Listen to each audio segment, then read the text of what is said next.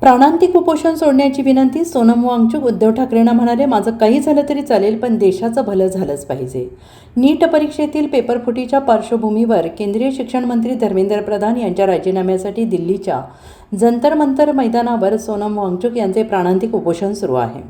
या उपोषणाला 16 दिवस झाल्यानंतर आता सोनम वांगचुक यांची प्रकृती प्रचंड खालावली आहे. या पार्श्वभूमीवर उद्धव ठाकरे यांनी सोमवारी मुंबईत पत्रकार परिषद घेत सोनम वांगचुक यांच्या उपोषणाला पाठिंबा जाहीर करत 20 तारखेच्या दिल्लीतील आंदोलनाला देशातील सर्व राजकीय पक्षांनी एकत्र यावे असे आवाहन केले. मी काही दिवसांपूर्वी सोनम यांना फोन करून त्यांना उपोषण सोडण्याची विनंती केली. तुम्ही प्राणांतिक उपोषण करू नका, या सरकारला काही देणं घेणं पडलेलं नाही असंही त्यांना सांगितलं. पण ते म्हणाले की मेरा कुछ भी होने दो, देश का भला होना चाहिए. अशा व्यक्तीसमोर काय बोलायचं? हे सरकार असंवेदनशील आहे. या विरोधात 20 तारखेला दिल्लीत होणाऱ्या आंदोलनाला देशातील सर्व खासदारांनी उपस्थित राहावं. माणुसकी शिल्लक असेल तर भाजपमधील खासदारांनी या आंदोलनाला यायला हवं. हा देशातील तरुणांच्या भवितव्याचा प्रश्न आहे असं उद्धव ठाकरे यांनी म्हटलेलं आहे.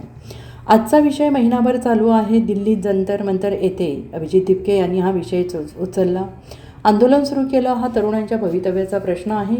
नीट परीक्षेचे पेपर फुटले, आत्महत्या केल्या, कोणी लक्ष दिलं नाही, सरकारला वेळ नाही, इतर पक्षांच्या फोडाफोडीला जास्त रस आहे.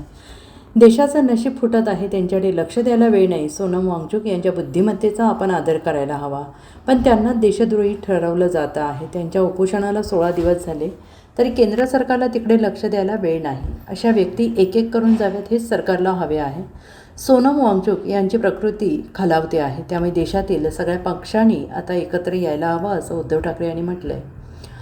दिल्लीमध्ये जंतर मंतर येथे आपल्या अभिजित दिपके यांनी जो विषय उचलला तो अनेक युवकांच्या किंवा मी तर म्हणेन देशातल्या प्रत्येक युवकाच्या भवितव्याचा विषय आहे.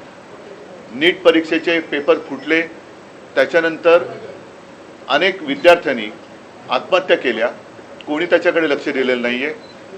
सरकारला वेळ नाही आहे. सत्ताधारी पक्षाला इतर पक्ष फोडाफोडीमध्ये जास्त रस आहे, पण जिथे देशाचं नशीब फुटतंय, विद्यार्थी आत्महत्या करतायत, त्यांच्याकडे लक्ष द्यायला त्यांना वेळ नाही आहे. आणि मी आजची जी पत्रकार परिषद घेतलेली आहे ती त्या आंदोलनाला आणि सोनम वांगचुक यांना पूर्ण पाठिंबा जाहीर करण्यासाठी मी ही प्रेस कॉन्फरन्स घेतलेली आहे. सोनम वांगचुक एक मला येऊन भेटून गेल्या महिन्यामध्ये. नेहमी मला त्यांच्याबद्दल एक आदर राहिलेला आहे. त्यांच्या खरं म्हटलं तर बुद्धिमत्तेचा देशाने उपयोग करून घ्यायला पाहिजे, पण अशाही व्यक्तीला देशद्रोही ठरवून तुरुंगात टाकलं जातं. आज ती व्यक्ती तिकडे आमरण उपोषणाला बसलेली आहे. दिवसागणिक त्यांची तब्येत खालवत चाललेली आहे. 16 दिवस झाले. मी एक 4 दिवसापूर्वी मुद्दामून अरविंद सावंत यांना त्यांच्या भेटीसाठी पाठवलं होतं. मी फोनवरून त्यांना विनंती केली की सोनमजी, तुम्ही प्राणांतिक उपोषण करू नका, कारण तुमच्यासारख्या व्यक्ती या देशाला पाहिजेत आणि सरकारला काय पडलेलं नाही. अशा एक एक व्यक्ती जर आपणहून जात असतील तर सरकारला ते हवंच आहे असं नाईलाजाने मला म्हणावं लागते. आज कोणाच्या लक्षात असेल किंवा नसेल, 2018 साली JD अगरवाल ह्यांनी गंगेसाठी आमरण उपोषण केलं होतं. मला वाटतं 115 दिवसाचं उपोषण होतं. काय होतं त्यांच्या उपोषणाचा विषय? स्वतःसाठी काय मागत होते का? तर गंगेमध्ये जे काय सगळं बट्ट्याबोळ झालेला आहे गंगेचा, त्याबद्दल त्यांनी त्या उपोषण केलं होतं. त्यांनी प्राण सोडला. कोणी त्याची तशी म्हणावी तशी दखल घेतली नाही. गंगेत अजूनही त्याच्यानंतर कोरोना आला, गंगेमध्ये मृतदेह सोडले गेले, सगळा बट्ट्याबोळ चाललेला आहे. आणि आज देखील सोनम वांगचुक यांची प्रकृती ही दिवसागणिक खालवत चाललेली आहे.